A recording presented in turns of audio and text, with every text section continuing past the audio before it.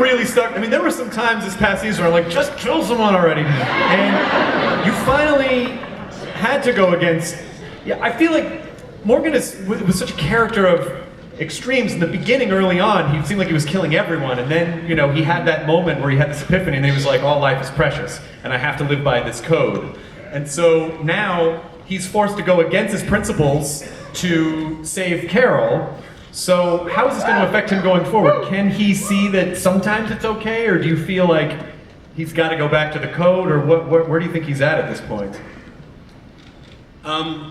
I think the path he's walking is a path that he's trying to walk. He's not Eastman. He's not locked away in a shed with a goat. So he's out in the world. Is he really trying to get inside the goat? I'm not saying anything. I've said it once and I'll say it again. Are there any more goats available? I know a good goat guy. It was a cute goat. Anyway, I think it's something that he's trying to do, and the thing about it is if you notice at the end when he shoots that savior in order to save Carol, I think one bullet would have done it, but he emptied the clip. So you better, you know, those people who are begging for Morgan to come back to the killer, be careful what you wish for, guys. Yeah. I'm just saying. Melissa McBride.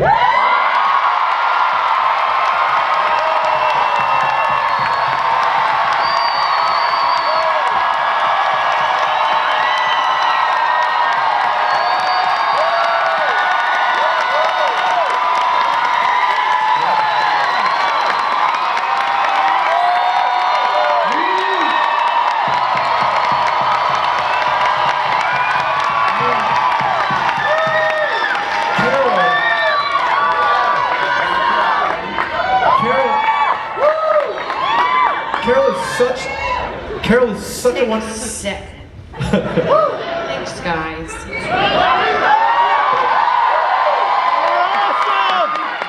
You know what you're feeling? Carol is such a beautiful character because, you know, when you see her in the beginning, what she's living through, she's such a survivor. She's such an amazingly strong character, and she adapts. Watching her adapt, and okay, now I'm in this situation, I have to give everyone cookies and put this sweater on, now I gotta go kill people, so I'm gonna give kids knives. I mean, she knows how to work every single situation, so what has been your favorite part of her from going back to season 1? What is it about Carol that you really love the most? I think everything that you just said, adapting, changing, getting stronger, loving the group so much, leaving the group. I love that she left them. I don't know why I love that she left them, because she loved them so much. You know, I just love this character. We love you!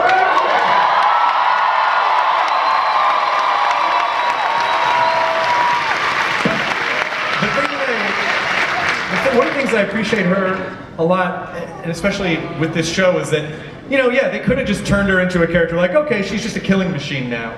But when you guys really had a few moments to take a breath in Alexandria, and she started processing all of these kills, it really shook her. And so she's so human now, and not, you know, she's not just one tone of a character. So where do you think she's at emotionally at the end of last season? Well, I think every step she's taken up to this moment has just devastated her to this point. She just needs to get her head together and understand, try to find some sense in how it is that what we have to do is so monstrous in order to survive, and we're becoming the monsters that we're trying to protect ourselves from. Just to make sense of it, to say this is the way it is if you want to survive, and now to what end? What is it about this world that makes us want to survive so much? That's a huge question, and it's a cool question. I love that question. Fuck you!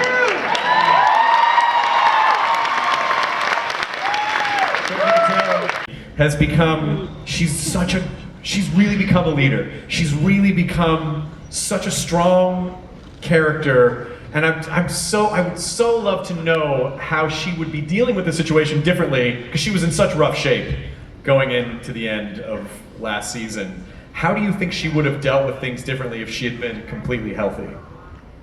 Hearing 99, I'm in such rough shape right now. I'm like, you guys have all been on such a huge journey with us. I'm like,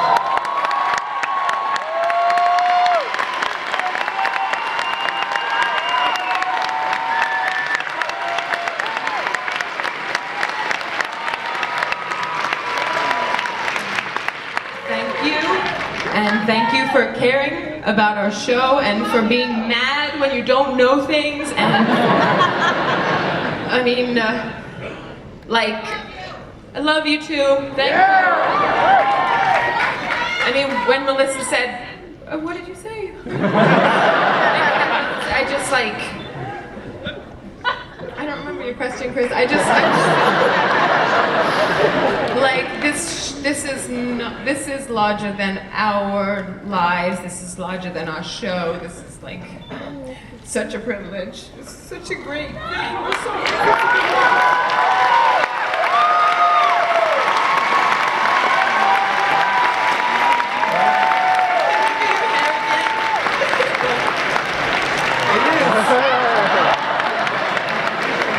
But it's also because, you know, these people are here because you guys are so committed to what you do.